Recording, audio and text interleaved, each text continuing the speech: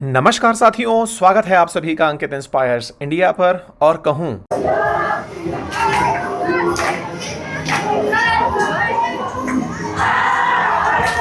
शैलोम from Israel.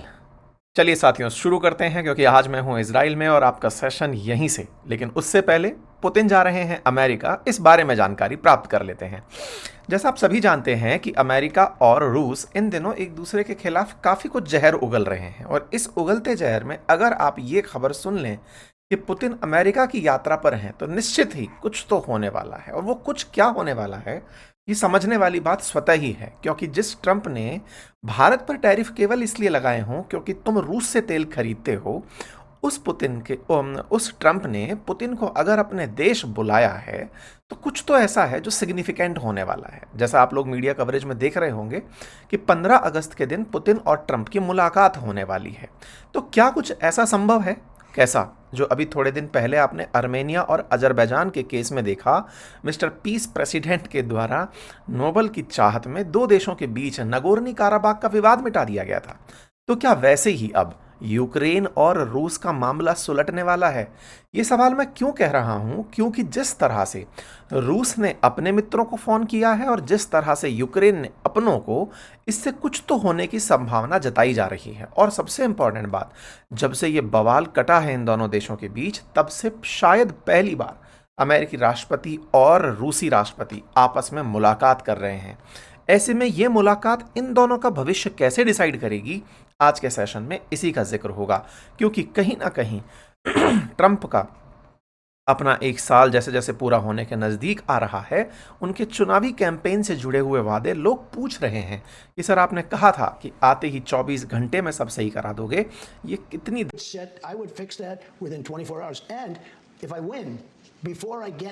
देर क्यों लगी? इसी बीच में खबर बनती है कि ट्रंप और पुतिन की मुलाकात अलास्का में हो रही है। अब ये अलास्का कुछ खास है क्या? ऐसा क्यों कहा जा रहा है कि ये जो अलास्का की मुलाकात है, इससे दुनिया के कुछ देशों को बड़ी दिक्कत हो रही है। रशिया का तो ये तक मानना है कि दुनिया के कुछ देश चाहेंगे कि इस मुलाकात को बाधित कर दिया जाए। कौन वो देश हैं जो नहीं चाहते कि ये दोनों लोग बातचीत करें? आज के सेशन में हम जिक्र करेंगे।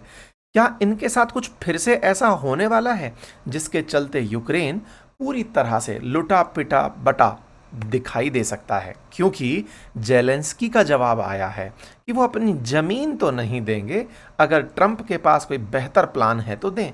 अरे ये बात बोलने की ज़रूरत क्या है कि हम ज़मीन नहीं देंगे? भाई साहब, इन्होंने भारत में फ़ोन करके पीएम मोदी से बातचीत करते हुए अपना स्पष्ट पक्ष रखा। इसका मतलब कुछ तो ऐसा है जो यूक्रेन से छिनने जा रहा है। सारी बातों की डिटेल चर्चा, लेकिन उससे पहले अंकित इंस्पायर्स राजस्थान को अगर सब्सक्राइब नहीं किया है तो कर लीजिए। अंकित इंस्पायर्स राजस्थान पर ट्विटर हैंडल पर अपनी मांग उठा सकते हैं, बता सकते हैं कि आप क्या देखना चाहते हैं। रक्षाबंधन का ऑफर अभी तक वैलिड है। जीए फाउंडेशन कोर्स लेने पर आप लोगों को हमारी बुक्स फ्री में उपलब्ध कराई जा रही हैं। अपनी पाठशाला एप्लीकेशन पर और बातें बाजार की एप्लीकेशन पर राखी कोड लगा के और अंकित 20 कोड लगा के आप कोर्सेज में बेहतरीन डिस्काउंट प्राप्त कर सकते हैं। साथियों, अमेरिकी राष्ट्रपति डोनाल्ड ट्रंप 15 अगस्त को अलास्का में रूस के राष्ट्रपति पुतिन से मुलाकात करने वाले हैं। ये मुलाकात की जानकारी जैसे ही पोस्ट हुई, उसके बाद में मीडिया में कयास लगाए जाने शुरू हो गए। हालांकि ये न्यूज़ अब पुरानी हो चुकी है, लेकिन 15 अगस्त तक इसमें कुछ ना कुछ अपडेट आता रहेगा। इसीलिए मैंने आज आपके सामने ये न्यूज़ रखी है। खबर है कि अलास्का में जब मुलाकात होगी तो ये रिस्क का विषय रूस के लिए तो हो सकता है, क्योंकि ये अमेरिकी क्षेत्र है। जिस अमेरिका ने रूस पुतिन के खिलाफ ना जाने कितने प्रकार के सैंक्शंस, कितने प्रकार की तरह की घोषणाएं कर रखी हों, ऐसे में रूस के राष्ट्रपति का यहाँ चल के जाना क्या किसी खतरे से खाली है? साथियों, यहाँ जानना ज़रूरी है कि जिस अलास्का में मुलाकात हो रही है, यह हिस्सा कभी रूस का ही हुआ करता था। ये तो कभी रूस ने इसे अमेरिका को बेच दिया। रूस और अमेरिका के बीच में ये आज के समय जो जल है, इसे बेरिंग स्ट्रेट के नाम से जाना जाता है। ये दोनों क्षेत्र एक दूसरे के बिल्कुल आमने सामने हैं।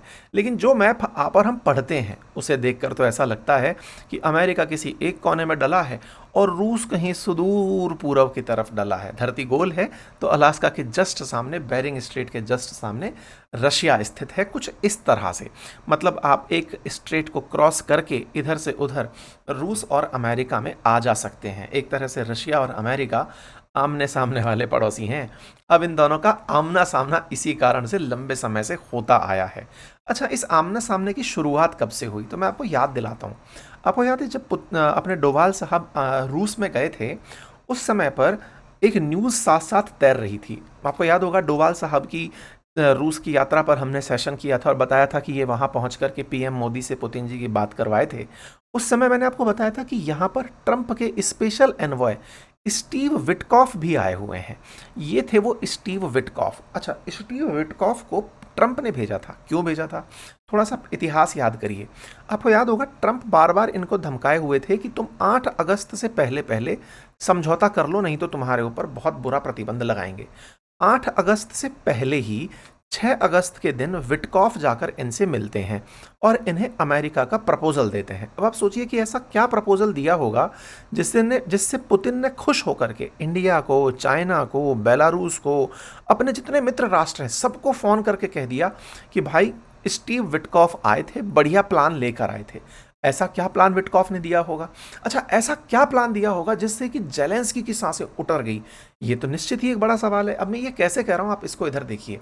आप यहाँ पर देखिए कि जहाँ पर सैंक्शन लगने वाले थे रशिया के ऊपर, वहाँ पर स्टीव विटकॉफ को भेजकर बात कराई जाती है और उसी बीच पर पुतिन जो है वो इन दोनों से बात करते हैं और बात करके अपनी बात में एक लाइन बोलते हैं। देखो, in light of special privilege partnership between Russia and India, Putin की outcome of his meeting with US president special envoy Steve Witkoff. इसका मतलब कुछ तो ऐसा था जो स्टीव विटकॉफ ने दिया जिस पर इन्होंने प्रधानमंत्री मोदी को बताया, और ना केवल प्रधानमंत्री मोदी को बताया बल्कि इन्होंने शी जिनपिंग को भी बताया। इसका मतलब ट्रंप ने कुछ तो बढ़िया दिया है। अब वो कुछ बढ़िया क्या है ना, उसके बारे में भी समझ लेते हैं। देखिए क्या है कि रशिया यूक्रेन वॉर में जब से आप लोग देखते आ रहे हैं, रशिया का स्टैंड ये है कि मैंने यूक्रेन का जो हिस्सा कब्जा कर लिया बस वो मुझे दे दो, यूक्रेन को कहो कि शांति अपना ले। अच्छा, यूक्रेन का कहना क्या है? अरे भाई, तुमने पहले 2014 में हमारा क्रीमिया छीन लिया था, अब तुम हमारे 4 और क्षेत्र छीन लोगे, कल को फिर तुम 2-4 साल बाद आओगे, फिर यूक्रेन का एक हिस्सा खा जाओगे। तो अगर शांति समझौता चाहिए तो तुम पीछे हट करके समझौता मांगो। देखो, ये रहा यूक्रेन, ये रहा रशिया। अगर आप यहाँ पर देखते हैं तो ये वाला जो हिस्सा देख रहे हैं आप, क्रीमिया, इस पर वो पहले ही कब्जा कर चुका है। कौन कब्जा कर चुका है? रशिया। कब कर चुका है? 2014 में।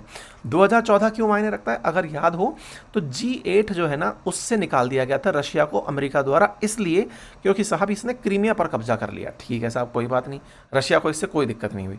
उसने निकलने के बाद में फिर अब जब 2022-23 का जो संघर्ष चला, उसने इस जगह पर और कब्जा कर लिया। तो यूक्रेन का कहना है पहले तुम ये ले गए, फिर तुम अब ये हिस्सा ले जाओगे, अब कह रहे हो शांति कर लेते हैं। शांति के नाम पर फिर तुम अगली बार घुसोगे, फिर आधा खा जाओगे। तो इससे बेहतर है कि तुम पीछे हट जाओ। यही हम चाहते हैं। ये कौन चाहता है? यूक्रेन चाहता है। इसका मतलब आज जो रशिया ने लुहांस्क, डोनास्क, ज़ैपोरिज़िया, खैरसान, क्रीमिया पर कब्जा किया हुआ है, रूस चाहता है बस ये हमें दे दो, बाकी शांति कर लो। यूक्रेन चाहता है कि ये हमें वापस दे दो और फिर शांति कर लो। ठीक है। अच्छा, वर्तमान स्थिति क्या है? वर्तमान स्थिति ये है कि इन सबसे आगे भी रूस लगातार बढ़ता चला जा रहा है। मतलब ऐसा नहीं है कि वो रुक गया हो इन क्षेत्रों में।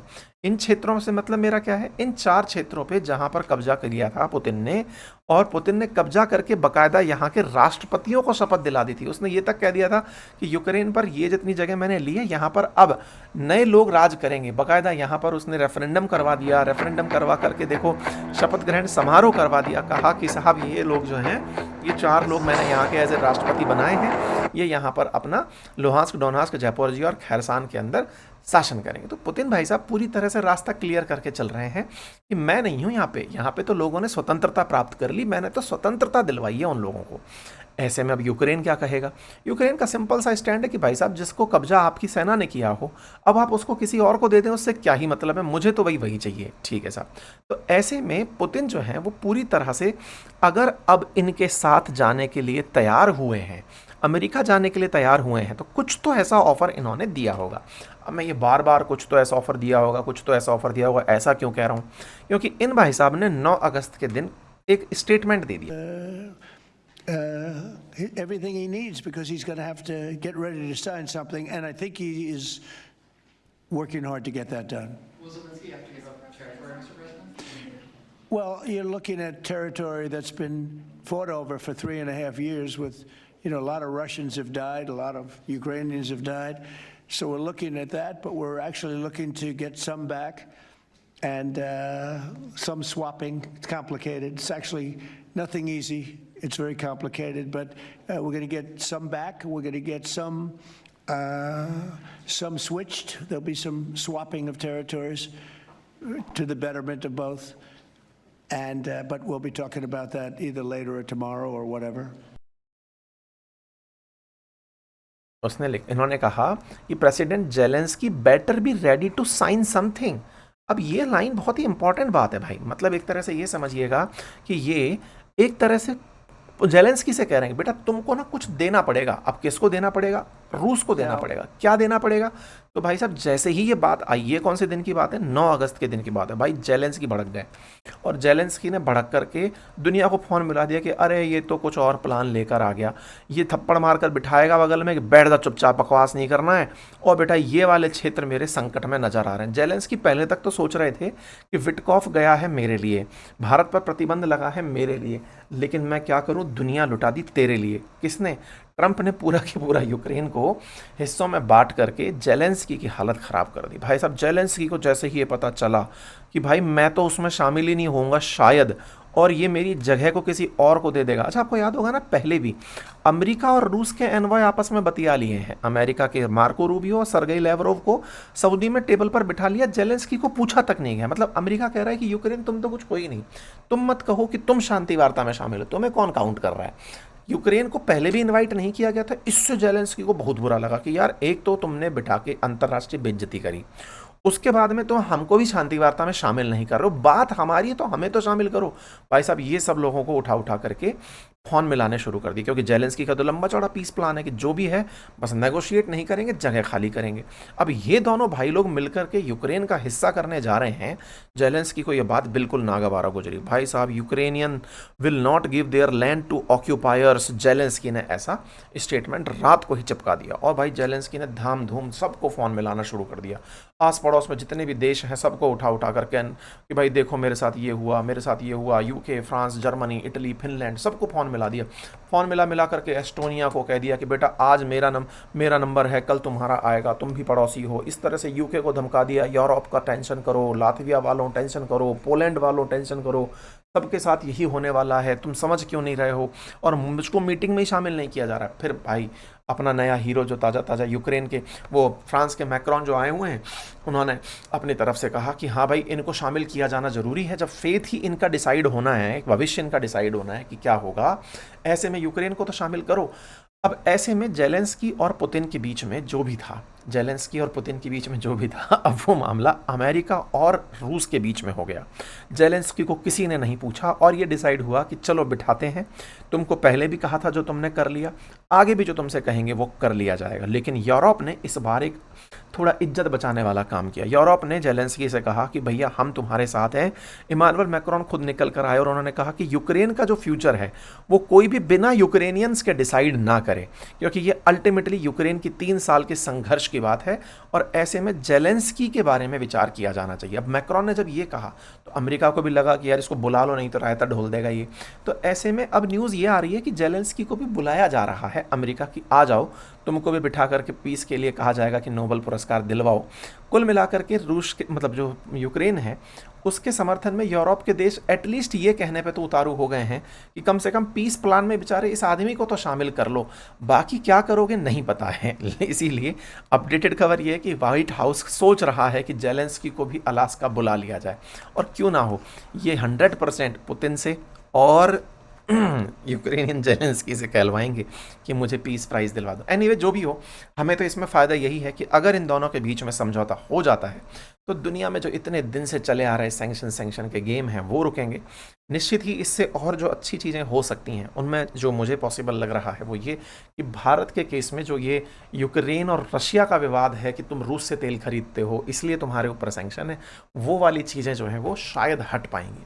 खैर जो भी हो, ट्रंप अभी भी इंडिया को चिढ़ाने के कदम पीछे नहीं हटा रहे हैं, फिर चाहे आसिम मुनीर को अपने यहाँ बिठाकर भारत के खिलाफ बयान दिलाना हो या फिर चाइना के ऊपर से 90 डेज़ की राहत दे देना हो, ये तमाम चीज़ें इनके द्वारा अभी भी की जा रही हैं। खैर जो भी है, हम लोग अपनी लड़ाई स्वयं लड़ेंगे। फिलहाल के लिए इतना ही। लेट हुआ सेशन उसके लिए क्षमा चाहते हैं, लेकिन हाँ, आपसे बात किए बिना रहा नहीं गया, जानकारी दे दी है आपको। उम्मीद है जानकारी पसंद आई हो, साथियों से साझा करें, चैनल पर नए हैं तो सब्सक्राइब कर लें। भारत ने प्रतिक्रिया दे दी है पीस डील के लिए कि बढ़िया है बढ़िया प्लस पीस वीस लेकर के आओ, हम सब तैयार हैं।